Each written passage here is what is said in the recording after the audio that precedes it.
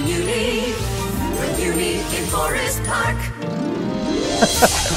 Hi, I'm Mike Isaacson, the executive producer of the Muny, and I'm here on the PNC Bank Pavilion, and I am talking to Ben Davis, who is starring as Emile De BecQue in South Pacific, having heard as Sir Galahad in Spamalot. So, in your development as an artist, as a person growing up, when did you discover, one, you had talent, and two, you had this range? Oh, well, thanks.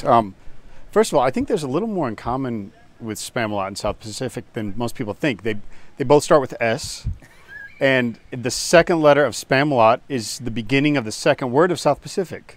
You're right. So I think there's a lot more in common with the two shows than one might originally put together. No, I think that whenever you're doing stuff, you want to be as versatile as possible, because I think that in life and in this business, people will try to put you in slots anyways. So to be able to come here and have the opportunity to play around within what I want to do and like to do is such a gift that you guys give. And there's a support group. You can't do anything without the support group, and you guys have such an amazing support group here that it's a great place to be creative. It really is. Well, thank you. Yeah. Let's talk about your Emile. Who is he? What's going on? Well, he's a man very early on, he and Nellie talk about why people end up on this island, why people end up there, and a lot of times it's because they're trying to get away from something.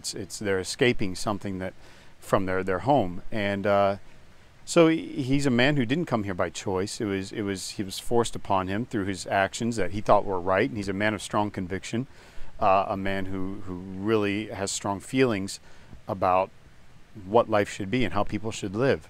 And I think that he then comes in contact with people again that want to constrain that way of living and want to put boundaries on it, and that's where the conflict happens between he and Nellie, and this kind of invasion of this foreign world onto this island where he had been able to create the life that he wanted. So I think it's interesting to see how he handles that throughout.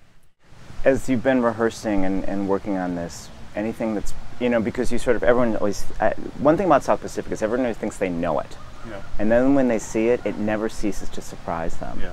So I'm just wondering, so far, if there's anything where, in working on it, it surprised you, or you thought, well, I'd never considered that before, or... I think it's just the deep sense of loss that he has towards the end of the show, where he then finds that he thinks he's going to have everything that he had been wanting and maybe had before, and then is faced with the loss of that, or the possibility of the loss of that. And I think that's kind of what has struck me. Maybe it's because of things that I've been going through in my life, but it's just it's really struck a chord with me, and what that means to him, and how life altering it is.